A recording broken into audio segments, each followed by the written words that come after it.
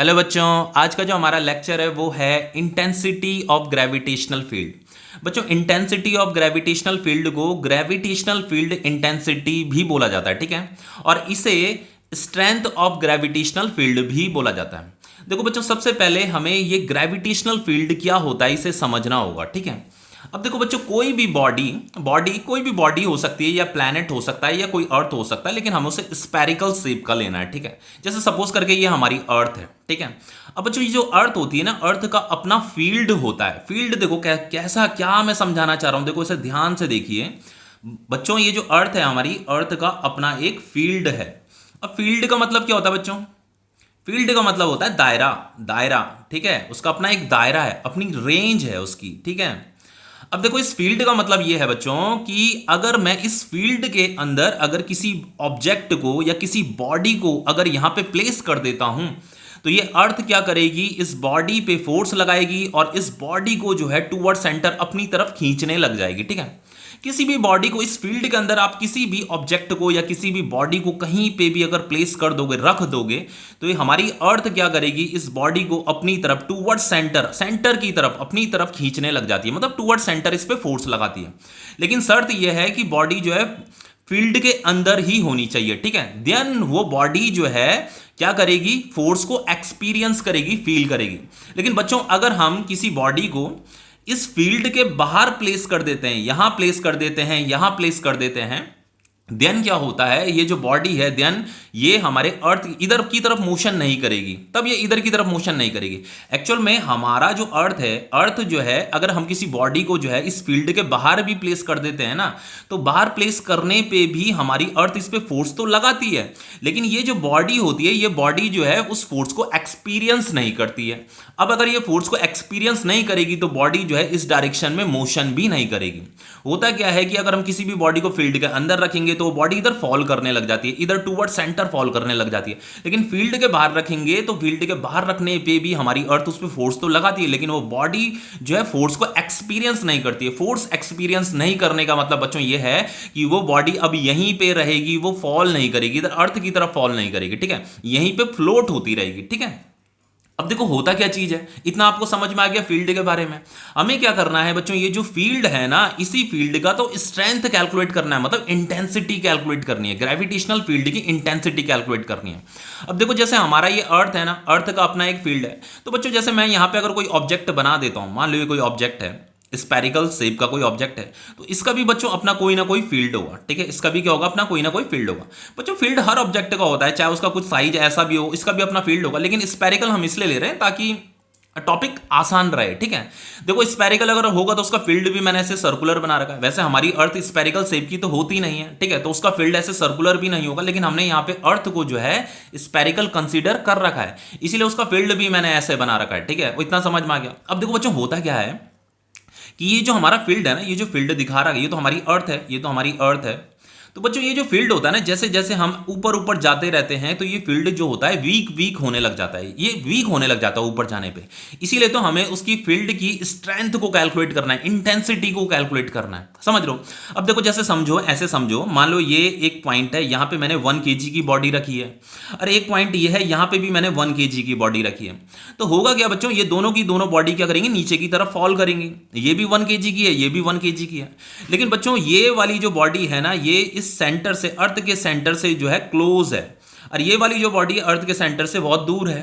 तो बच्चों, दोनों मोशन तो करेगी, लेकिन इस वाली बॉडी की जो वेलोसिटी होगी वो स्लो होगी, और इस वाली बॉडी की जो वेलोसिटी होगी वो फास्ट होगी। मतलब ये तेजी से अर्थ की तरफ फॉल करेगी, और ये थोड़ा हल्के स्पीड से अर्थ की तरफ फॉल करेगी, क्योंकि यहां ऊपर जो फील्ड होता है वो वीक होता है, और यहां का जो फील्ड होता है वो स्ट्रांग होता है। इसलिए समझ रहे हो, यहां पे की जो फील्ड की इंटेंसिटी है वो स्ट्रांग है, यहां पे की जो फील्ड की इंटेंसिटी है वो वीक है। तो जिस पॉइंट का फील्ड इंटेंसिटी कम होता है, जिस पॉइंट का फील्ड इंटेंसिटी कम होगा, और उस पॉइंट पे अगर हम किसी ऑब्जेक्ट को रख देते हैं तो अर्थ वहां पे क्या करेगा, वीक फोर्स लगाएगा। आज इस पॉइंट का जैसे फील्ड इंटेंसिटी ज्यादा है, तो यहां पे अगर हम किसी ऑब्जेक्ट को रखेंगे तो अर्थ उस पर ज्यादा फोर्स लगाएगा, ठीक है। अब देखो बच्चों, इस फील्ड इंटेंसिटी को कैलकुलेट कैसे किया जाता है इसे समझाता हूं मैं अभी। जैसे ये आपकी अर्थ है, सपोज करके, अर्थ या कोई भी प्लेनेट समझ सकते हो, तो इसका अपना एक फील्ड है, ठीक है। इसका अपना एक फील्ड है, ये इसका फील्ड है। अब देखो जैसे ये अर्थ का सेंटर है, अब मान लो हमें इस पॉइंट पे यहां पे इसका फील्ड कैलकुलेट करना है, यहां पे फील्ड कैलकुलेट करना है, ठीक है। इस पॉइंट पे हमने फील्ड कैलकुलेट, अगर मैं आपसे पूछता हूं कि यहां पे का ग्रेविटेशनल फील्ड कितना है, बता दीजिए बच्चों। इस पॉइंट का ग्रेविटेशनल फील्ड अलग होगा, इस पॉइंट का ग्रेविटेशनल फील्ड अलग होगा, इस पॉइंट का ग्रेविटेशनल फील्ड अलग होगा, ठीक है। मतलब यहां पे का वीक होगा, यहां पे का थोड़ा स्ट्रांग होगा, यहां पे का थोड़ा स्ट्रांग होगा, क्योंकि हम अर्थ के क्लोज क्लोज आ रहे हैं। अब हम सपोज करके इस पॉइंट का ग्रेविटेशनल फील्ड मतलब इंटेंसिटी ऑफ ग्रेविटेशनल फील्ड अगर कैलकुलेट करना है, तो हमें क्या करना है बच्चों, सबसे पहले ये जो अर्थ का सेंटर है, सपोज करके यहां से लेकर के यहां तक का जो डिस्टेंस है बच्चों, वो कितना है, x है, ठीक है। ये वाला जो डिस्टेंस है, ये वाला डिस्टेंस सपोज करके x है। अब देखो डेफिनेशन क्या कह रही है, देखो डेफिनेशन ये कह रही है the intensity of the gravitational field of a body. किसी भी बॉडी का अगर आपको ग्रेविटेशनल फील्ड मतलब इंटेंसिटी ऑफ ग्रेविटेशनल फील्ड अगर कैलकुलेट करना है, तो ऑफ ए बॉडी का मतलब बच्चों ये अर्थ को वो बॉडी बोल रहे हैं, ठीक है। हम अर्थ को हमने यहाँ पे बॉडी ले रखा है, तो इस अर्थ का, इस बॉडी का अगर हमको intensity of gravitational field calculate करना है एट ए पॉइंट, किसी पॉइंट पे, जैसे इस पॉइंट पे हमें कैलकुलेट करना है इन द फील्ड, लेकिन बच्चों ये जो पॉइंट होना चाहिए, ये पॉइंट इसी फील्ड के अंदर लाई करना चाहिए, ठीक है। तभी तो हम उसका फील्ड का स्ट्रेंथ कैलकुलेट कर पाएंगे। अब देखो आगे क्या लिखा है, is defined as the force experienced by a body of unit test mass. यही इंपॉर्टेंट लाइन है बच्चों। अगर आपको इंटेंसिटी ऑफ ग्रेविटेशनल फील्ड, जैसे इस पॉइंट पे अगर इंटेंसिटी ऑफ ग्रेविटेशनल फील्ड अगर फाइंड करना है, तो आपको क्या करना पड़ेगा, इस पॉइंट पे एक टेस्ट मास, यूनिट टेस्ट मास आपको रखना पड़ेगा। यहां पे एक यूनिट टेस्ट मास रखना पड़ेगा, जिसका मास कितना होगा, मान लो यहां पे मैंने एक टेस्ट मास रख दिया, उसका मास क्या है, m0 है।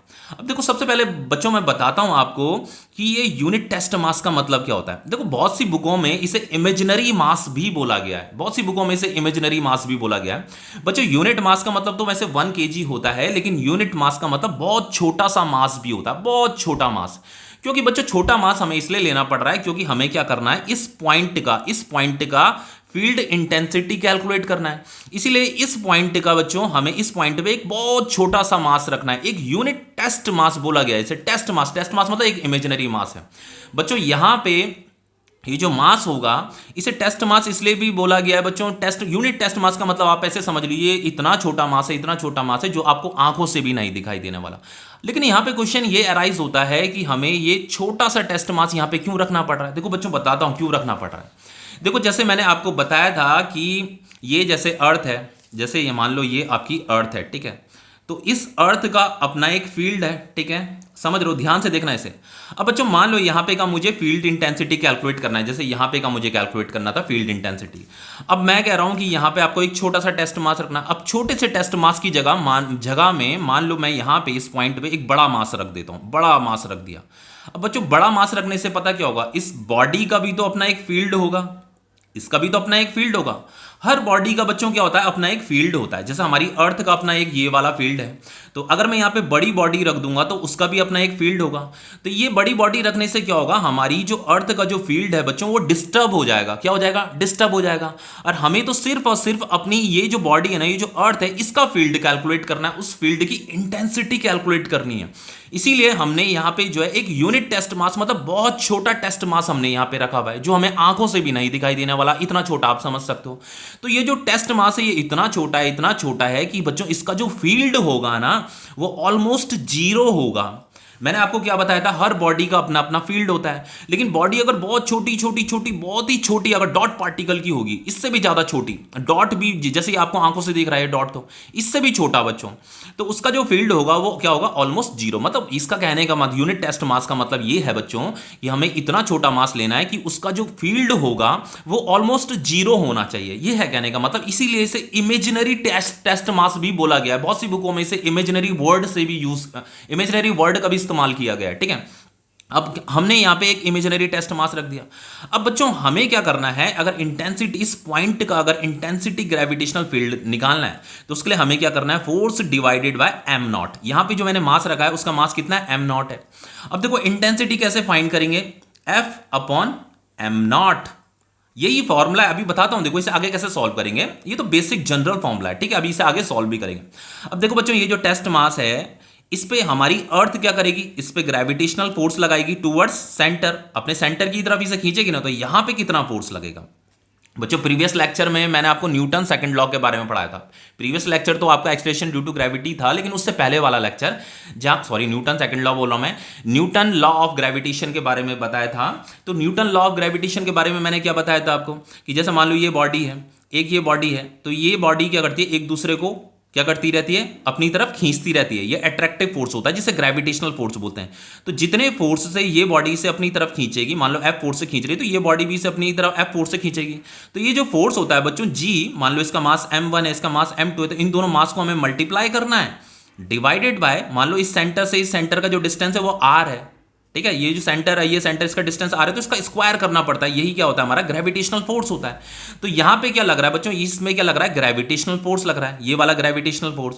तो इस ग्रेविटेशनल फोर्स जो लग रहा है इसमें, वो कितना लग रहा है बच्चों, ये जो ग्रेविटेशनल फोर्स है, ये क्या है, ग्रेविटेशनल फोर्स है। ये कितना लगेगा जी, मान लो इस अर्थ का मास जो है कितना है, m है बच्चों, क्या है, m है। तो इसका मास इंटू ये वाला टेस्ट मास डिवाइडेड बाय बच्चों यहां से लेकर के यहां तक का डिस्टेंस। तो ये डिस्टेंस कितना ले रखा हमने, ये x ले रखा, ठीक है। ये वाला x डिस्टेंस है यहां से लेकर के यहां तक का, यहां से लेकर के यहां तक का डिस्टेंस x है, तो इसका स्क्वायर, ठीक है।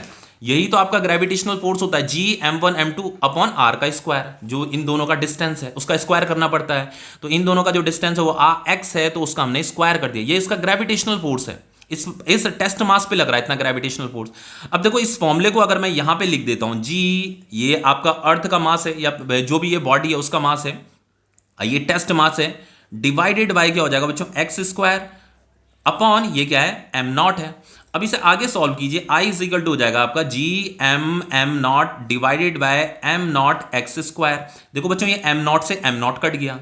अब देखो i इज इक्वल टू क्या हो जाएगा आपका, G M upon X square. बच्चों यही आपका ग्रेविटेशनल फील्ड है, ग्रेविटेशनल फील्ड का इंटेंसिटी है।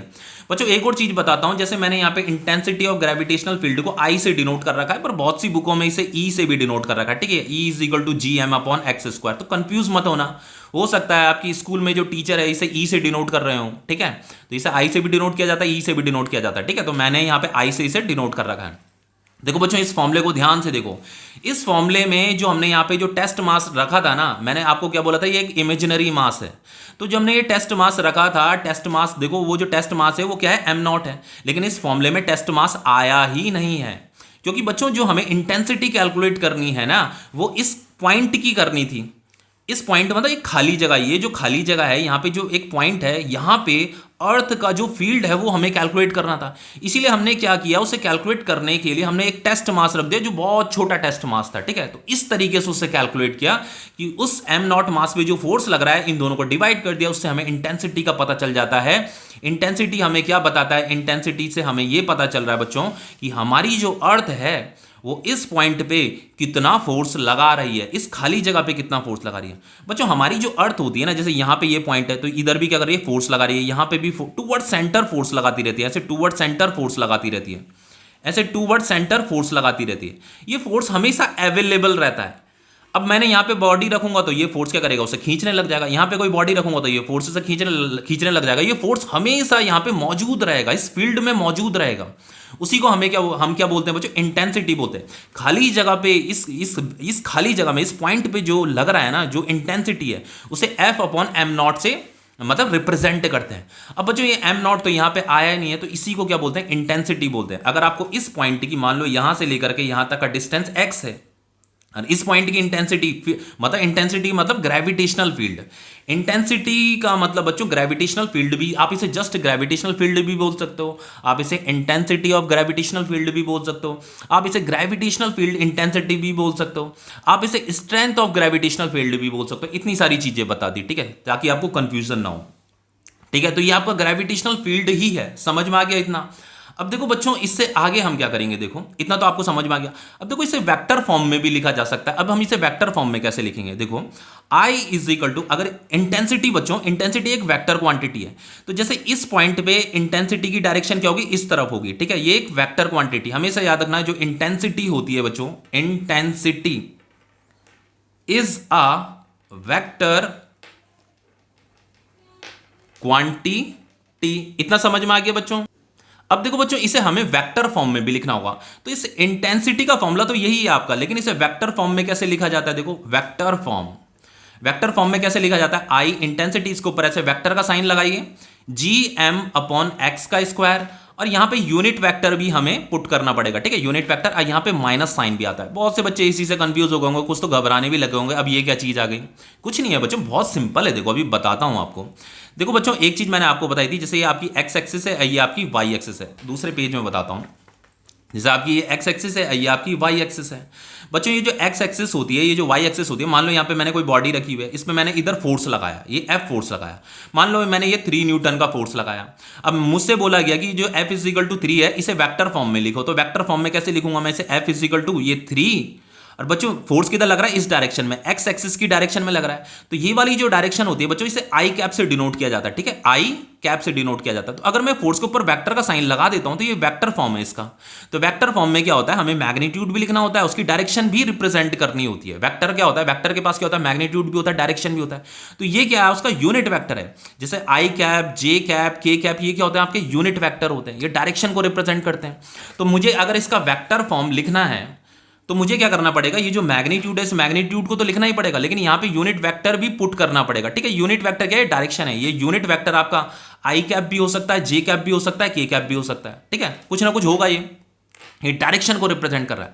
अब बच्चे कंफ्यूज हो रहे होंगे, सर ये माइनस साइन क्यों है। बच्चों माइनस साइन से भी कंफ्यूज होने वाली बात नहीं है। माइनस साइन जस्ट इसलिए लगा रखा है यहाँ पे, क्योंकि ये जो इंटेंसिटी होता है ना, ये अट्रैक्टिव नेचर का होता है। बुक में ऐसा ही लिखा है बच्चों, ये जो माइनस साइन है, माइनस साइन जस्ट ये शो कर रहा है कि ये जो इंटेंसिटी की डायरेक्शन होगी वो टूवर्ड सेंटर होगी। अगर आप यहां पे इंटेंसिटी कैलकुलेट करो, तो ये जो इंटेंसिटी की डायरेक्शन होगी बच्चों, ये टूवर्ड सेंटर होगी, ठीक है। इंटेंसिटी की डायरेक्शन ऐसे टूवर्ड सेंटर होगी। यहां पे कैलकुलेट करोगे तो इंटेंसिटी की डायरेक्शन क्या होगी, टूवर्ड्स सेंटर होगी, अट्रैक्टिव होती है, इसलिए यहां पे माइनस का साइन आ रहा है, ठीक है। माइनस का मतलब सिंपल इतना ही है, बाकी कुछ नहीं है, ठीक है। अब देखो बच्चों, इससे आगे बताता हूं यहां पे बच्चों, ये जो ग्रेविटेशनल फील्ड इंटेंसिटी होता है, gravitational field intensity is zero. बच्चों ये जीरो भी होता है, ठीक है, is zero only at infinite distance, eight infinite distance. बच्चों राइटिंग समझ में तो आ रही है ना, अगर दिक्कत होती हो समझने में तो बता देना, फिर इंप्रूव करेंगे राइटिंग अपनी, ठीक है। At an infinite distance from ये तो आपकी अर्थ है ना, ये तो अर्थ है, अर्थ बोलो चाहे बॉडी बोलो, कुछ भी बोल सकते हो, ठीक है, फ्रॉम अर्थ या बॉडी भी बोल सकते हो, ठीक है, बॉडी। अब देखो बच्चों, यहां पे जैसे इंटेंसिटी का फॉर्मूला ये है आपका, आई इज इक्वल टू क्या है, जी एम अपॉन एक्स का स्क्वायर। अब देखो बच्चों क्या कर रहा है, gravitational field intensity is zero हो जाता है only at infinite distance from earth. बच्चों ये जैसे अर्थ है, अर्थ से मैंने यहां पे x डिस्टेंस, ये वाली डिस्टेंस तो कितनी थी, x थी, यहां से लेकर के यहां तक की डिस्टेंस तो x थी, तो मैंने इंटेंसिटी कैलकुलेट कर दिया। लेकिन बच्चों अगर ये डिस्टेंस बहुत ज्यादा दूर ले लूं, मैं कहीं दूर ले लूं, जैसे मैंने कहा था यहां पे का जो इंटेंसिटी होगा बच्चों, यहां पे किसी बॉडी को रखूंगा तो वो इधर मोशन नहीं करेगी, क्योंकि हमने क्या किया, उसे फील्ड के बाहर रख दिया। ये अर्थ का फील्ड इतना है, सपोज करके हम फील्ड के बाहर अगर बॉडी को रखेंगे तो वो बॉडी फोर्स एक्सपीरियंस नहीं करती, वो बॉडी इधर मोशन नहीं करती, वो यहां फ्लोट करेगी, समझ रहे हो, क्योंकि बच्चों वो जो है ना इनफाइनाइट डिस्टेंस हमने उसे दूर रख दिया है। अगर ये x डिस्टेंस अगर बढ़ जाएगी, इंक्रीज हो जाएगा, तो इंटेंसिटी क्या होने लग जाता है, डिक्रीज होने लग जाता है, वो फाइनली एक ना एक बार क्या हो जाएगा, जीरो भी हो जाएगा, इसकी वैल्यू जीरो भी आ जाएगी। इसीलिए यहां पे लिखा हुआ gravitational field intensity is zero only at finite distance, infinite distance, sorry, infinite distance में क्या होगा बच्चों, ये x की वैल्यू बहुत बड़ी हो जाएगी। ये वैल्यू अगर बहुत बड़ी हो जाएगी तो ये वैल्यू जो मिलेगी हमें जीरो के इक्वल मिलेगी, ठीक है, जीरो होने लग जाएगी ये वैल्यू, कभी ना कभी तो जीरो होगी ना, जब ये वैल्यू बड़ी बड़ी बड़ी बड़ी होती रहेगी, समझ रहे हो इस चीज को। अब देखो एक और चीज बताता हूं बच्चों, यहां पे एक और चीज बताता हूं बच्चों। देखो जैसे हमारा ये अर्थ है, ठीक है, ये हमारा अर्थ था, ये अर्थ का हमारा फील्ड है, ठीक है। अब देखो मैंने यहां पे जो इंटेंसिटी का आपको फॉर्मूला बताया था, वो बताया था G M upon X square बताया था, ठीक है। जैसे मान लो ये यहां से लेकर के यहां तक का डिस्टेंस x है, ठीक है, ये वाला डिस्टेंस x है। हम किसी ने पूछा इस p पॉइंट पे इंटेंसिटी बता दो, तो आपको क्या करना है, g लिखना है। ये मास ऑफ क्या है, प्लैनेट है, या मास ऑफ बॉडी है, ठीक है, m का मतलब mass of body, capital M मतलब मास ऑफ बॉडी, और यहां ये x क्या है, इस सेंटर से यहां से लेकर के यहां तक की डिस्टेंस। तो इस तरीके से इंटेंसिटी कैलकुलेट हो जाती है।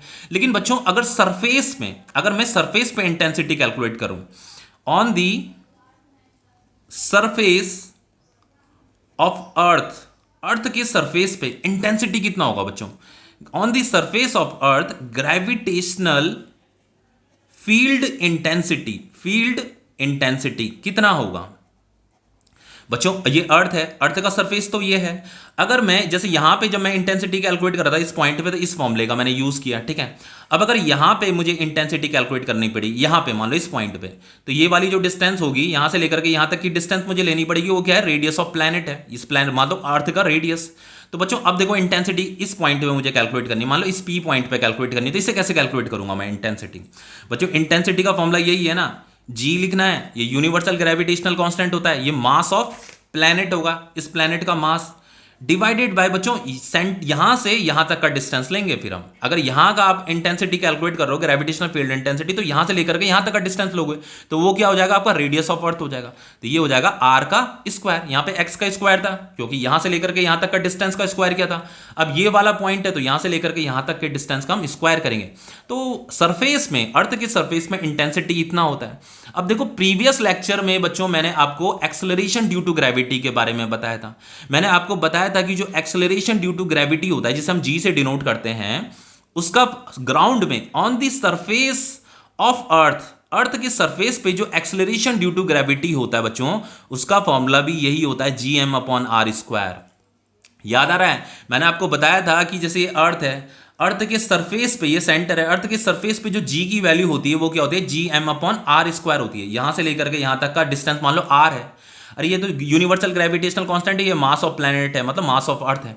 तो बच्चों देखो अर्थ के सरफेस पे जी का value, acceleration due to gravity, G M upon R square होता है, और ग्रेविटेशनल फील्ड इंटेंसिटी भी G M upon R square होता है। तो बच्चों ये फाइनली दोनों के दोनों क्या है, इक्वल है। आप किसी भी पॉइंट का, इस पॉइंट का अगर आप एक्सेलरेशन ड्यू टू ग्रेविटी निकालोगे ना, और इसी पॉइंट का अगर आप ग्रेविटेशनल फील्ड इंटेंसिटी भी निकालोगे, तो दोनों सेम आते हैं। इसीलिए याद रखना, इस पॉइंट को भी याद रखिए, जो इंटेंसिटी होता है, जो एक्सेलरेशन ड्यू टू ग्रेविटी होता है, दोनों इक्वल होते हैं बच्चों, दोनों इक्वल होते हैं। समटाइम्स ऐसा क्वेश्चन आ जाते हैं, मान लो आपको इंटेंसिटी गिवन है, किसी पॉइंट की ग्रेविटेशनल फील्ड इंटेंसिटी देरी की है, और आपसे पूछा एक्सेलरेशन ड्यू टू ग्रेविटी बता दो, तो आपको क्या लिखना है, एक्सेलरेशन ड्यू टू ग्रेविटी की वैल्यू भी इसी के इक्वल होगी। इतना समझ में आ गया। अब देखो बच्चों एसआई यूनिट क्या होता है, SI unit, SI unit of intensity, intensity मतलब gravitational field intensity, gravitational, gravitational field intensity. बच्चों ग्रेविटेशनल फील्ड इंटेंसिटी को आप जस्ट ग्रेविटेशनल फील्ड भी बोल सकते हो, ठीक है, ग्रेविटेशनल फील्ड इंटेंसिटी। तो बच्चों इसका जो एसआई यूनिट होता है वो कैसे हम फाइंड करें। देखो बच्चों मैंने आई का फॉर्मूला, इंटेंसिटी का फॉर्मूला क्या बताया था आपको स्टार्टिंग में, इंटेंसिटी का फॉर्मूला तो बच्चों यही है आपका, ये जो हमने यहाँ पे डिराइव किया, G M upon X square. लेकिन इसे जो हमने डिराइव किया था, किसकी हेल्प से डिराइव किया था, ये जो बेसिक फॉर्मूला था, जनरल फॉर्मूला, एफ अपॉन ये test mass, F upon M nought, ठीक है।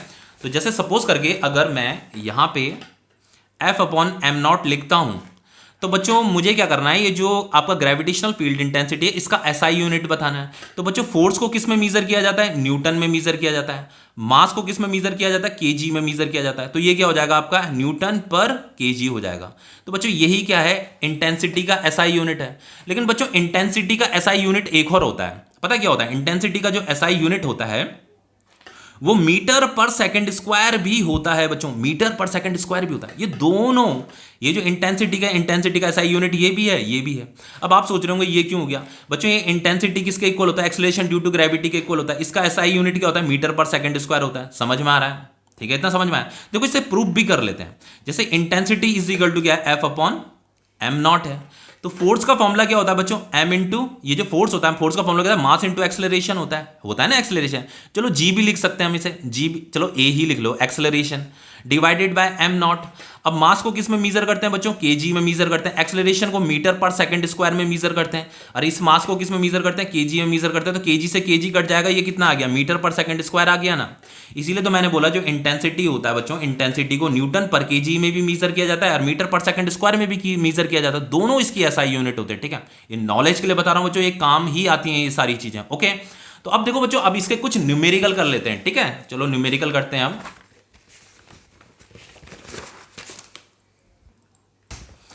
देखो बच्चों ये जो न्यूमेरिकल क्वेश्चन है, यहां पे क्या कह रहा है, देखो यहां पे कह रहा है two bodies of masses 70 kg and 3430 kg are at a distance 1 metre apart, ठीक है। बच्चों दो बॉडी है, ठीक है, एक बॉडी ये है, एक बॉडी ये है। मैंने आपको क्या बताया था बच्चों जो ग्रेविटेशनल फील्ड होता है, हर बॉडी का अपना एक फील्ड होता है, तो हर बॉडी का हम ग्रेविटेशनल फील्ड इंटेंसिटी कैलकुलेट कर सकते हैं, ठीक है। ऐसा नहीं है कि अर्थ का ही अपना ग्रेविटेशनल फील्ड होता है, हर बॉडी का अपना ग्रेविटेशनल फील्ड होता है, ठीक है। अब देखो बच्चों, जैसे एक बॉडी ये है, चलो इसे हमने ए बॉडी बोल दिया, इसे हमने बी बॉडी बोल दिया। देखो ये 1 मीटर अपार्ट है, ठीक है। इसका सेंटर सेंटर से सेंटर का डिस्टेंस, ठीक है। हमेशा दो बॉडी अगर दे रही है तो उनका जो सेपरेशन होता है, जो डिस्टेंस होता है, वो सेंटर से सेंटर मीजर किया जाता है। तो ये जो डिस्टेंस दे रखा बच्चों, यहां से लेकर के यहां तक का जो डिस्टेंस दे रखा है वो 1 मीटर दे रखा है, ठीक है। इतना समझ में आया। अब देखो बच्चों, इसका जो मास दे रखा है वो कितना दे रखा है, 70 kg। इसका मास ये 70 kg है सपोज, और इस वाली बॉडी का मास जो दे रखा है ये दे रखा है 3430 kg। अब देखो यहां पे क्वेश्चन में क्या पूछ रहा है, eight which point on the line joining. ये जो लाइन जो ज्वाइन हो रही है ना, ये जो लाइन ज्वाइन हो रही है, यहां पे मुझे एक पॉइंट बताना है कि वो पॉइंट कहां पे होगा। At which point on the line joining them, इन दोनों में जो लाइन ज्वाइन हो रही है, यहां पे एक पॉइंट है, वो पॉइंट कहां पे होगा। Will the resultant gravitational field intensity is 0। एक ऐसा पॉइंट भी है बच्चों, इस लाइन में एक ऐसा पॉइंट भी लाई कर रहा है जहां पे ग्रेविटेशनल फील्ड इंटेंसिटी 0 है। समझ रहे हो। अब सपोज करके मैंने वो पॉइंट यहां पे मान लिया, हमने कहा यहां पे जो ग्रेविटेशनल फील्ड इंटेंसिटी है वो 0 है।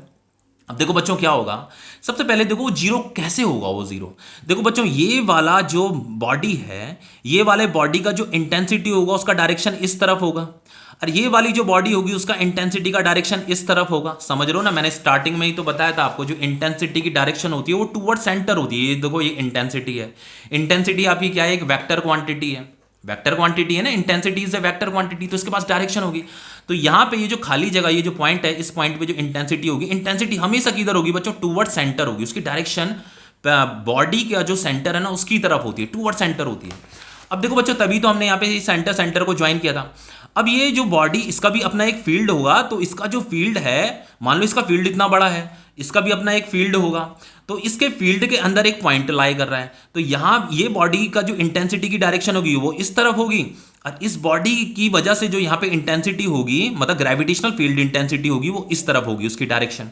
हमें पूछ रहा है कि हमें वो पॉइंट बताना है, eight which point gravitational field intensity is 0। तो बच्चों इस पॉइंट पे जो ग्रेविटेशनल फील्ड इंटेंसिटी है, एक इस डायरेक्शन में, एक इस डायरेक्शन में, अगर ये दोनों की वैल्यू अगर इक्वल होगी तो ये दोनों की दोनों एक दूसरे को कैंसिल कर देंगी, और इस पॉइंट पे जो ग्रेविटेशनल फील्ड इंटेंसिटी होगा वो 0 हो जाएगा। समझ में आ रहा है इतना। बस शर्त ये है कि दोनों की दोनों सॉरी इक्वल होनी चाहिए, इनकी वैल्यू इक्वल होनी चाहिए। अब देखो ध्यान से देखो बच्चों, यहां पे ये वाला जो पॉइंट है, सपोज करके ये वाला पॉइंट यहां से लेकर के यहां तक का जो डिस्टेंस है वो x है, और यहां से लेकर के यहां तक का जो डिस्टेंस है बच्चों वो कितना होगा। अगर ये x है तो ये वाला जो डिस्टेंस होगा, यहां से लेकर के यहां तक का जो डिस्टेंस होगा वो 1 माइनस एक्स होगा, ठीक है। ये 1 है, तो 1 माइनस एक्स करूंगा तो यहां से लेकर के यहां तक का डिस्टेंस निकल जाएगा 1 माइनस एक्स, ठीक है। अब देखो बच्चों, पहले इस वाली इंटेंसिटी को कैलकुलेट कर लेते हैं, ग्रेविटेशनल फील्ड इंटेंसिटी को कैलकुलेट कर लेते हैं। चलो मैंने इसे आई ए नाम दे दिया, ठीक है। ये आई ए है, और ये वाला जो इंटेंसिटी है ये आई बी है, क्योंकि ये बी बॉडी का ग्रेविटेशनल फील्ड इंटेंसिटी, इसलिए यहाँ पे आई बी लिख दिया है, और ये ए बॉडी का ग्रेविटेशनल फील्ड इंटेंसिटी, इसलिए यहाँ पे आई ए लिख दिया, ठीक है। बच्चों ग्रेविटेशनल फील्ड इंटेंसिटी का फॉर्मूला क्या होता है, जी एम अपॉन एक्स का स्क्वायर, इतना याद आ रहा है। अब देखो बच्चों, सबसे पहले इस आई ए को कैलकुलेट करते हैं। तो आई ए इज इक्वल टू क्या हो जाएगा, ये जी एम का मतलब जिस बॉडी का हम इंटेंसिटी कैलकुलेट कर रहे हैं उसी का मास लेंगे, ठीक है। तो हम यहाँ पे जैसे मैं आई ए कैलकुलेट कर रहा हूं तो इस वाली बॉडी का इंटेंसिटी कैलकुलेट कर रहा हूं तो इसी बॉडी का मास आएगा। तो इसका मास कितना है बच्चों, 70 kg। चलो पहले एम ए लिख देता हूं, इस बॉडी का मास मान लो एम ए है, एम ए यहाँ पे लिख देता हूं, M A is equal to कितना बच्चों, 70 kg, और इसका मास को हम एम बी से रिप्रेजेंट कर लेते हैं, वो कितना है 3430 kg, ठीक है। इतना समझ में आ रहा है। तो एम ए हो जाएगा, एम की जगह एम ए हो जाएगा, और ये एक्स, ये बच्चों ये डिस्टेंस होता है। जैसे इस पॉइंट का हमें निकालना है ना, इस पॉइंट का निकालना है फील्ड की, इसकी वजह से जो है यहाँ पे कितना फील्ड बन रहा है, तो ये वाली डिस्टेंस लेंगे हम, ये एक्स, तो ये एक्स का स्क्वायर हो जाएगा। वैसे बच्चों इस वाली फील्ड को कैसे कैलकुलेट करेंगे हम, ये जो इसकी वजह से जो इधर फील्ड बन रही है, तो जैसे आई बी से डिनोट करेंगे, तो आई बी इज इक्वल टू जी, जैसे यहाँ पे ये जो मास इसका लिया था, तो अब इसका मास लेंगे, mass of B body divided by, अब यहां से लेकर के यहां तक की डिस्टेंस लेंगे, तो वो डिस्टेंस कितनी है, 1 माइनस एक्स। तो 1 माइनस एक्स का जैसे यहाँ पे होल स्क्वायर आ रहा है, तो यहाँ पे भी होल स्क्वायर आएगा। समझ में आ रहा है। अब देखो बच्चों, मैंने क्या यहां पे कह रहा है कि बताना है, वो पॉइंट हमें बताना है जहां पे ग्रेविटेशनल फील्ड इंटेंसिटी जीरो है। तो बच्चों ये एक फील्ड इधर होगा, एक फील्ड इधर होगा, दोनों एक दूसरे को अपोज करेंगे, और अगर दोनों के दोनों इक्वल निकल गए तो ये एक दूसरे को कैंसिल कर देंगे, और यहाँ पे ग्रेविटेशनल फील्ड इंटेंसिटी कितना आ जाएगा, जीरो आ जाएगा। तो हमें इन दोनों को क्या करना है, इक्वेट करना है, इक्वल मान करके चलना है, ठीक है, इक्वल मान करके चलना है। तो मैंने इन्हें इक्वल कर दिया, I A is equal to I B, क्योंकि हमें ये पॉइंट फाइंड करना है कि ये पॉइंट कितनी डिस्टेंस दूरी पे, ये एक्स की वैल्यू फाइंड करनी है, eight which point on the line लिखा है ना, कि ये जो ग्रेविटेशनल फील्ड इंटेंसिटी है जीरो है, हमें वो पॉइंट ढूंढना है, तो ये एक्स डिस्टेंस हमें फाइंड करनी है। अब देखो बच्चों, आई ए ये है आपका G M A upon X का स्क्वायर, आई बी कितना है, ये है आपका G M B upon 1 minus X का स्क्वायर, जी से जी तो कट जाएगा। बच्चों एम ए कितना दे रहेगा, 70 kg, यहाँ 70 kg लिखो, ये एक्स का स्क्वायर हो जाएगा। मास ऑफ बी बॉडी कितना दे रहेगा, ये 3430 kg दे रखा है, यहाँ पे 1 माइनस एक्स का स्क्वायर आ जाएगा। इतना समझ में आ रहा है, ये जीरो से जीरो कट जाएगा, ये 7 1 7 7 3 21 7 4 28, और ये 7 9 63, यहाँ पे कितना आ गया, 49 आ गया। तो ये 1 upon X square is equal to 49 divided by 1 minus X square. Sorry बच्चों, यहाँ पे ये मैंने ना, ये 1 माइनस एक्स का होल स्क्वायर है, ठीक है, तो यहाँ पे ये होल स्क्वायर आएगा, सॉरी ये होल स्क्वायर आएगा, ठीक है, यहाँ पे ये 1 माइनस एक्स का होल स्क्वायर है, ठीक है, यहाँ पे ये होल स्क्वायर है, इस तरीके से आ जाएगा। अब देखो बच्चों हम क्या करेंगे यहाँ पे, चलो इसे क्रॉस मल्टीप्लाई कर लेते हैं, तो ये 1 माइनस एक्स का होल स्क्वायर आ गया, और ये इसको इससे मल्टीप्लाई करूंगा तो ये कितना हो जाएगा बच्चों, ये हो जाएगा आपका 49 एक्स का स्क्वायर, तो ये हो जाएगा आपका 1 माइनस एक्स का whole square is equal to, ये 49 एक्स का होल स्क्वायर है, तो इसे हम ऐसे भी लिख सकते हैं 7 एक्स का होल स्क्वायर, 7 7 जो 49 और एक्स स्क्वायर, ठीक है। अब देखो बच्चों यहाँ पे क्या है, देखो ये स्क्वायर है, ये भी स्क्वायर है, यहाँ पे इक्वल का साइन भी आ रहा है, इसका मतलब ये है कि ये जो 1 माइनस एक्स है और ये जो 7 एक्स है बच्चों, ये दोनों के दोनों इक्वल हैं, क्योंकि यहाँ पे इक्वल का साइन आ रहा है, यहाँ पे स्क्वायर भी आ रहा है। अगर मैं इसके ऊपर स्क्वायर कर दूं तो दोनों की वैल्यू सेम ही तो आएगी, इसलिए मैंने 1 minus X is equal to 7 X लिख दिया। समझ में आ रहा है इतना। अब देखो बच्चों क्या होगा, ये एक्स, ये 7 एक्स है, माइनस एक्स को उधर ले जाऊंगा तो ये प्लस एक्स हो जाएगा इज इक्वल टू 1, ये कितना हो गया 8 एक्स इज इक्वल टू 1 हो गया, तो एक्स इज इक्वल टू कितना आ जाएगा बच्चों, 1/8 आ जाएगा, 1/8 आ जाएगा, यानी कि 1/8 मीटर। समझ लो, तो ये जो एक्स डिस्टेंस है, मतलब यहां से इस पॉइंट से 1/8 मीटर की डिस्टेंस में ये पॉइंट लाई करेगा।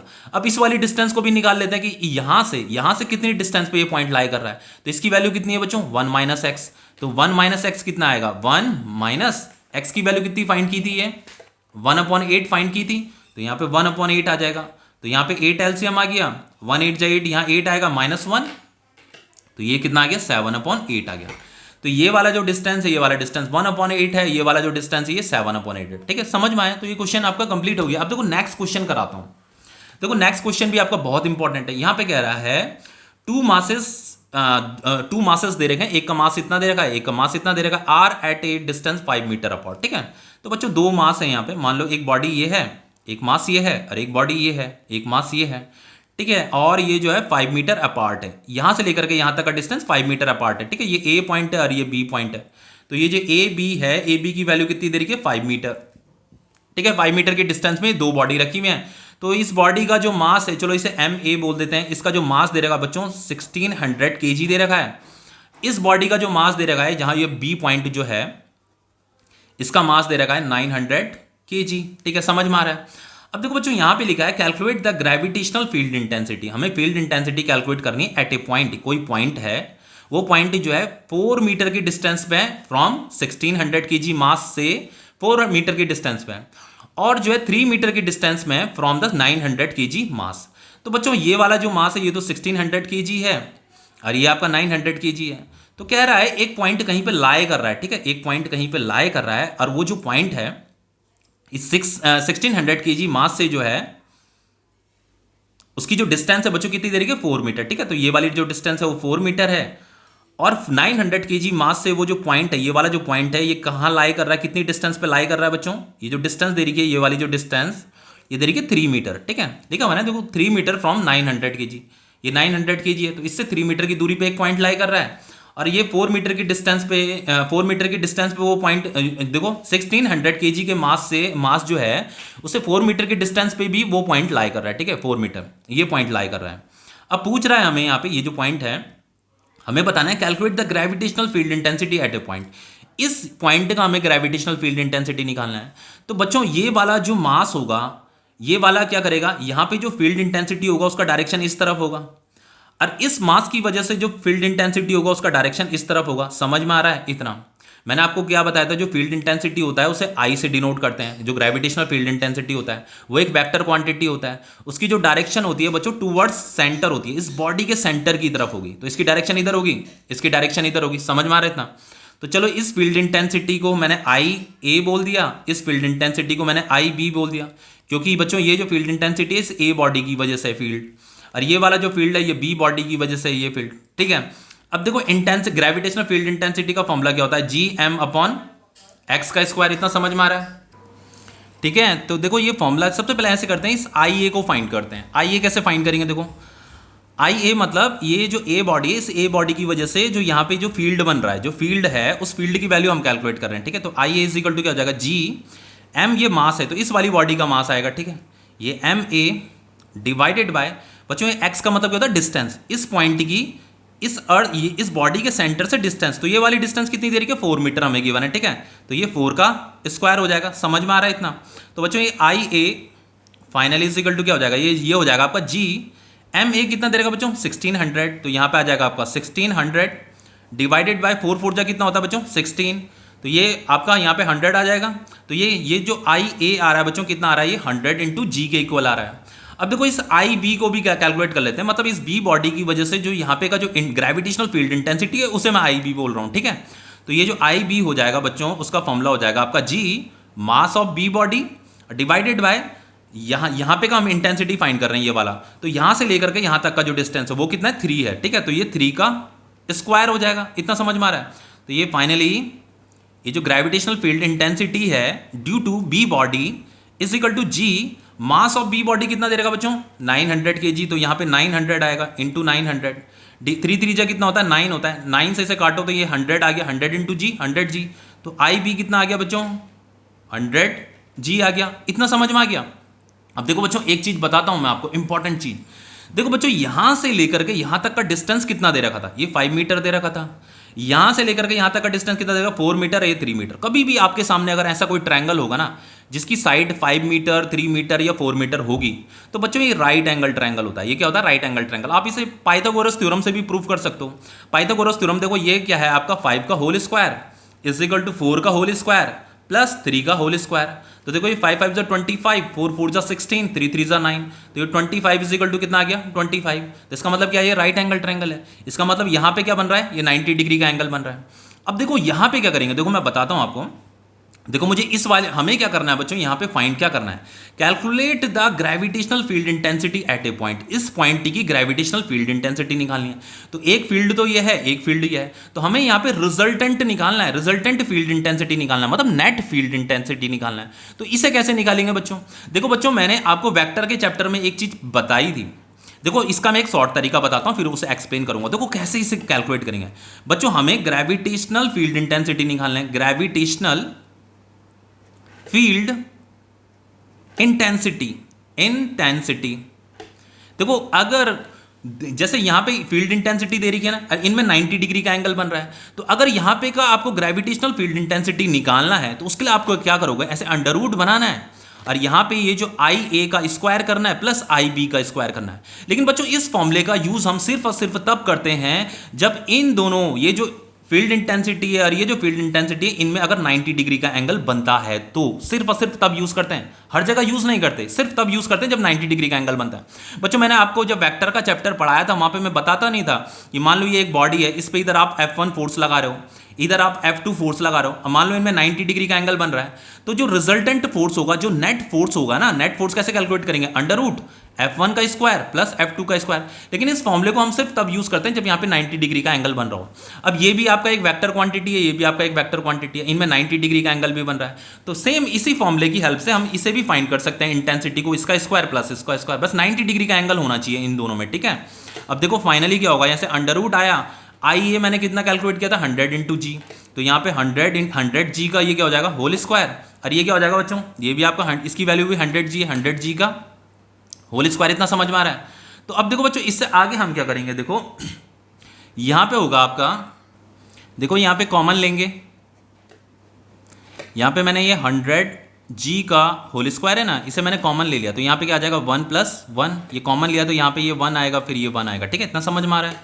तो ये हो जाएगा आपका 100 का स्क्वायर है ना, तो 100 × 100, जी का भी होल स्क्वायर है तो जी इंटू जी, अब 1 + 1 कितना होगा बच्चों 2 होगा, समझ में आ रहा है इतना। अब देखो बच्चों यहाँ पे क्या होगा 100, देखो ये पीयर बन रहा है ना, तो 100 बाहर आ जाएगा, ये जी भी बाहर आ जाएगा, समझ में आ रहा है। और ये 2 जो है ना, ये तो रूट के ही अंदर रहेगा, ठीक है, √2। अब देखो इसे मैं यहाँ पे लिख देता हूँ साफ साफ, 100 × जी × √2, 100 इंटू जी का वैल्यू कितना दे देगा, ये 6.66 × 10⁻11, ठीक है। तो ये है आपका 6.66 × 10⁻11, √2 का वैल्यू कितना होता है बच्चों, आई थिंक 1.414 ही होता है, ठीक है, इतना ही होता है। अब देखो बच्चों ये जो है इसका मैं मल्टीप्लाइकेशन कैलकुलेटर से करके बता रहा हूं आपको, ठीक है, कितना होता है इसका मल्टीप्लाइकेशन।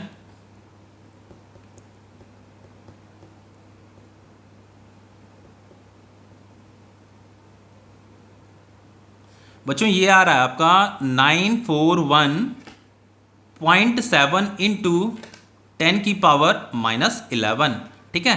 तो ग्रेविटेशनल फील्ड इंटेंसिटी को किस, ये आ गया आपका ग्रेविटेशनल फील्ड इंटेंसिटी, इसे किस में मेजर किया जाता है, न्यूटन पर केजी में मेजर किया जाता है, ठीक है। ये क्वेश्चन आपका कंप्लीट हो गया। अब देखो नेक्स्ट क्वेश्चन कराता हूं आपको, ये बहुत इंपॉर्टेंट क्वेश्चन है बच्चों, से ध्यान से देखना। यहाँ पे कह रहा है 3 particle each of mass m are placed at the vertices of an equilateral triangle. सबसे पहले बच्चों ये एक इक्विलेटरल ट्रायंगल दे रखा है आपको, यहाँ पे ये 3 इक्वल मास रखे हुए हैं, m मास है, ये भी m मास है, ये भी m मास है, ठीक है, इतना समझ में आ रहा है। अब देखो ये जो इक्विलेटरल ट्रायंगल है इसकी साइड कितनी दे रही है, a दे रही है, इसकी जो साइड है ये भी a है, ये भी a है, ये भी a है, ठीक है, इतना समझ में आ गया। What are the gravitational field at the centroid of the triangle, इस इक्विलेटरल ट्रायंगल का जो सेंट्रॉइड है वहां पे हमें ग्रेविटेशनल फील्ड फाइंड करना है, मतलब ग्रेविटेशनल फील्ड फाइंड करना है, मतलब ग्रेविटेशनल फील्ड इंटेंसिटी हमें फाइंड करना है। अब देखो बच्चों सेंट्रॉइड कैसे फाइंड करते हैं, सेंट्रॉइड कैसे फाइंड करते हैं, अगर मैं यहाँ पे एक मीडियन ड्रॉ करूंगा, यहाँ पे एक मीडियन ड्रॉ करता हूँ, जैसे मैंने ये मीडियन ड्रॉ करा, मीडियन यहाँ तक जाएगा, यहाँ तक, फिर यहाँ से अगर मैं एक मीडियन ड्रॉ करता हूँ बच्चों तो ये मीडियन भी यहाँ तक जाएगा, समझ रहे हो। यहाँ से अगर मैं एक मीडियन ड्रॉ करता हूँ तो ये मीडियन भी कहाँ तक जाएगा, यहाँ तक जाएगा, ठीक है। तो जहाँ पे इनका इंटरसेक्शन होता है वही क्या होता है, इस ट्रायंगल का सेंट्रॉइड होता है, ठीक है, इक्विलेटरल ट्रायंगल का सेंट्रॉइड होता है। अब कह रहा है यहाँ पे इस पॉइंट पे देखो लिखा है ना, what are the gravitational field at the centroid of the triangle, हमें ग्रेविटेशनल फील्ड बताना है, मतलब ग्रेविटेशनल फील्ड इंटेंसिटी बतानी है इस सेंट्रॉइड पे। तो बच्चों ये जो मास है, ये जो पार्टिकल है, ये पार्टिकल की वजह से जो यहाँ पे जो फील्ड होगा उसकी डायरेक्शन क्या होगी, ये होगी, इतना समझ में आ रहा है। इस पार्टिकल की वजह से जिसका मास m है, इसका जो फील्ड का डायरेक्शन होगा वो ये होगा, इतना समझ में आ रहा है। और इस पार्टिकल की वजह से जो फील्ड होगा बच्चों वो किधर होगा, इधर होगा। हमेशा जो फील्ड की डायरेक्शन होगी बॉडी की तरफ होगी, बॉडी की तरफ होगी, बॉडी की तरफ होगी, ठीक है, क्योंकि इसका फील्ड है ना ये, तो इस पॉइंट में निकालना हमें फील्ड, इतना समझ में आ गया बच्चों। अब देखो क्या करते हैं, चलो मैंने इसे ए नाम दे दिया, इसे बी नाम दे दिया, इसे सी नाम दे दिया, ठीक है। तो इस वाली फील्ड इंटेंसिटी को मैंने नाम दे दिया, ये ए बॉडी है, ठीक है, मान लो ए बॉडी है, उसका मास m है, तो इसे मैंने आई ए बोल दिया इस फील्ड इंटेंसिटी को। यहाँ पे बी पॉइंट है ना, तो ये बी पॉइंट की डायरेक्शन में है, तो मैंने इसे आई बी बोल दिया। ये फील्ड इंटेंसिटी आई बी से डिनोट कर रहा हूँ, इसे मैं आई सी से डिनोट कर रहा हूँ, इस वाली डायरेक्शन को, ठीक है, ये फील्ड है। हमें बच्चों यहाँ पे क्या करना है, इस पॉइंट का ग्रेविटेशनल फील्ड निकालना है, मतलब नेट ग्रेविटेशनल फील्ड निकालना है। बच्चों ये तो अलग अलग ग्रेविटेशनल फील्ड है, हमें यहाँ पे का नेट ग्रेविटेशनल फील्ड निकालना है। चलो बच्चों एक नॉलेज के लिए बता देता हूँ, कभी भी अगर आपसे कोई एमसीक्यूज ऐसा कोई क्वेश्चन आ जाता है कंपटीशन में, कोई इक्विलेटरल ट्रायंगल दे रखा है, सेंट्रॉइड में अगर ग्रेविटेशनल फील्ड पूछ रहा है, तीनों कॉर्नर में यहाँ पे अगर इक्वल मास रखे हुए हैं, तो सेंट्रॉइड में जो ग्रेविटेशनल फील्ड इंटेंसिटी होता है वो जीरो होता है, ठीक है, कितना होता है, जीरो होता है। यही हम यहाँ पे प्रूफ करने वाले हैं। सबसे पहले बच्चों इस आई ए की वैल्यू कैलकुलेट करेंगे, ठीक है, फिर आई बी कैलकुलेट करेंगे, फिर आई सी कैलकुलेट करेंगे। आई का मैंने फॉर्मूला बताया था आपको, GM/x का स्क्वायर होता है, ठीक है। अब देखो बच्चों यहाँ पे हमेशा एक और चीज बताता हूं आपको, जैसे मान लो ये O पॉइंट है, तो ये जो OA है, ये जो OB है, और ये जो OC है, ये आपने क्लास 9th और 10th में मैथ्स में भी पढ़ रखा है। यहां से लेकर के यहां तक की जो डिस्टेंस होती है वो कितनी होती है बच्चों, वो जो होती है आपकी A/√3 होती है। ये जो इसकी जो साइड है ना, ये A है, ये भी A है, ये भी A है, तो इक्विलेटरल ट्रायंगल की साइड डिवाइडेड बाय √3 होती है, ठीक है। यहां से लेकर के यहां तक की जो लेंथ होती है ये A/√3 होता है। ये आपको पता होना चाहिए, इतना नॉलेज होना चाहिए। इसे ज्योमेट्रिकली भी प्रूव किया जा सकता है, कैलकुलेट भी किया जा सकता है, पर इस वैल्यू को लर्न कर लीजिए, समझ लीजिए, ठीक है। आपने क्लास 9 10th में पढ़ रही है, इसलिए मैं इसे कैलकुलेट करके नहीं दिखा रहा हूं आपको। अब देखो सबसे पहले हम इस आई का फॉर्मूला क्या होता है, आई इज इक्वल टू होता है आपका GM/x का स्क्वायर। सबसे पहले इस आई ए को कैलकुलेट कर लेते हैं। आई ए हम कैसे कैलकुलेट करेंगे, जी इस वाले का मास बच्चों हम आई ए कैलकुलेट करें तो ये जो आई ए ग्रेविटेशनल फील्ड है इस मास की वजह से, तो इसका मास आएगा एम की जगह में इसका मास आएगा, ये वाला मास डिवाइडेड बाय एक्स का स्क्वायर, एक्स मतलब यहां से लेकर के यहां तक का जो डिस्टेंस है उसका स्क्वायर। तो ये वाली जो डिस्टेंस है वो ओ ए है। तो ओ ए कितना है बच्चों, ओ ए बाई रूट 3 है, तो इसका हम क्या कर देंगे स्क्वायर कर देंगे, ए बाई रूट 3 का बच्चों क्या करेंगे स्क्वायर करेंगे। इतना समझ में आ रहा है। तो बच्चों इसे अगर मैं आगे सॉल्व करता हूं तो ये जी एम हो जाएगा, ए का स्क्वायर क्या हो जाएगा ए स्क्वायर हो जाएगा, रूट 3 का स्क्वायर क्या होता है 3 होता है, तो 3 कहां चल जाएगा बच्चों ऊपर चल जाएगा। इतना समझ में आया, इतना तो मैथ्स की नॉलेज होगी ना। अब बच्चों ये इतना हमारा इंटेंसिटी ग्रेविटेशनल फील्ड इंटेंसिटी निकल गया ड्यू टू ए बॉडी, ठीक है, इस वाली बॉडी की वजह से। अब उसकी डायरेक्शन क्या है बच्चों ओ ए है, तो यहां पे लिख दो उसकी जो डायरेक्शन है बच्चों ओ ए है, ठीक है, इस डायरेक्शन में मतलब ओ ए डायरेक्शन में। अब बच्चों आई बी भी कैलकुलेट कर लेते हैं, तो आई बी कैसे कैलकुलेट करेंगे बच्चों, देखो इसका डिस्टेंस ये जो बॉडी है और ये जो डिस्टेंस है, ये डिस्टेंस ये वाली डिस्टेंस, तीनों डिस्टेंस सेम है, मास भी सेम है, तो ये आई बी आई सी सब सेम आने वाले हैं बच्चों, ये तीनों के तीनों सेम आने वाले हैं। देखो I B is equal to क्या हो जाएगा आपका G M upon again A by root 3 का होल स्क्वायर, यहां से लेकर के यहां तक की डिस्टेंस भी क्या है ए बाई रूट 3 है, तो अगेन इसकी वैल्यू क्या आ जाएगी आपकी 3 जी एम अपॉन ए स्क्वायर। इसकी जो डायरेक्शन होगी किधर होगी बच्चों ओ बी होगी, ठीक है, इसकी डायरेक्शन ओ बी है, अलॉन्ग ओ बी है, ये अलॉन्ग ओ है, ये अलॉन्ग ओ बी है। तो आई सी भी फाइंड हो जाएगा जी एम अपॉन, या सॉरी बच्चों एक मिस्टेक कर गया मैं, ये स्मॉल एम है, ठीक है, ये स्मॉल एम है, ये स्मॉल एम है, यहाँ पे आपका फॉर्मूला तो मैंने ये लिखा है, ये स्मॉल एम है, ठीक है, यहाँ पे स्मॉल एम आएगा, हाँ लिखा हुआ था स्मॉल एम, ठीक है। तो फॉर्मूला हो जाएगा आपका, ये हो जाएगा आपका एम की जगह में, फॉर्मूला तो ये है, ठीक है, एम की जगह में ये वाला स्मॉल एम आएगा, इसकी वजह से जो यहाँ पे फील्ड इंटेंसिटी है वो मैं यहाँ पे कैलकुलेट कर रहा हूँ। तो ये स्मॉल एम आएगा, ये आ जाएगा आपका ए बाई रूट 3 का स्क्वायर, तो ये अगेन क्या आ गया आपका 3 जी एम ए स्क्वायर, तो इसकी जो डायरेक्शन होगी ओ सी होगी, ठीक है, ओ से सी की तरफ होगी।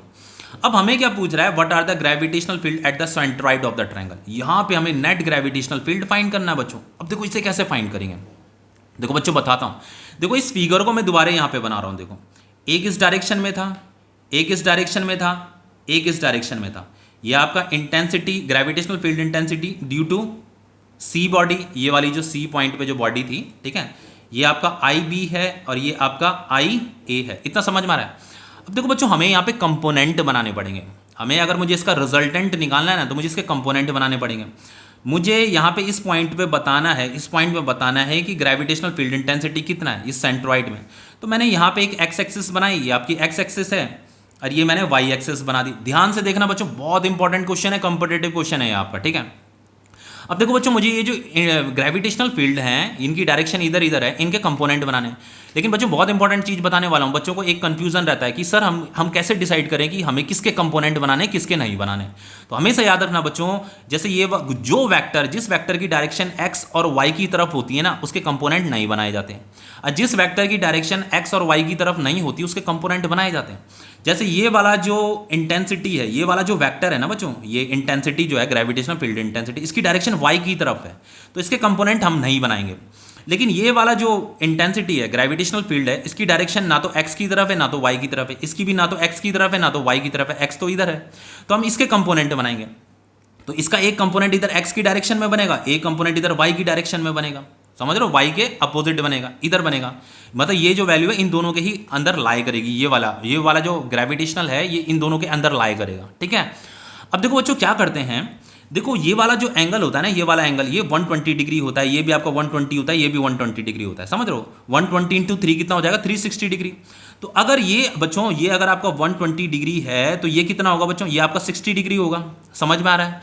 तो अगर ये 60 डिग्री है तो इसकी जो वैल्यू होगी वो कितनी हो जाएगी आपकी आई बी कॉस 60 डिग्री। कंपोनेंट बनाने तो आते होंगे बच्चों, रिजोल्यूशन ऑफ वेक्टर के टॉपिक, रिजोल्यूशन ऑफ कंपोनेंट, जो रिजोल्यूशन का जो टॉपिक है ना जहाँ पे मैंने कंपोनेंट बनाने सिखाए हैं, कंपोनेंट की वैल्यू कैसे कैलकुलेट करते हैं वो सिखाया है।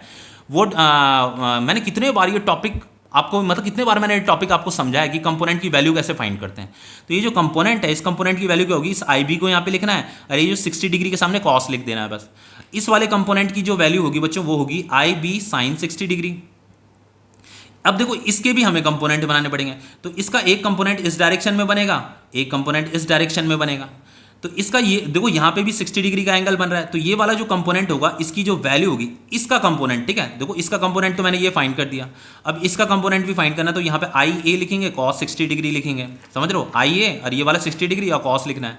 और इसका जो ये वाला कंपोनेंट है ये हो जाएगा आपका आई ए साइन 60 डिग्री। अब देखो बच्चों, मैंने आपको स्टार्टिंग में ही बता दिया था कि यहाँ पे का जो ग्रेविटेशनल फील्ड इंटेंसिटी होता है वो जीरो होता है। देखो जीरो कैसे होता है, देखो समझाता हूँ। देखो बच्चों, यहाँ पे क्या होगा, सबसे पहले देखो ये वाली जो वैल्यू थी ना, देखो ये आई बी साइन 60 डिग्री है और ये आई ए साइन 60 डिग्री है, ये दोनों के दोनों अपोजिट डायरेक्शन में। आई ए साइन 60 डिग्री और ये आई बी साइन 60 डिग्री, समझ रहे हो।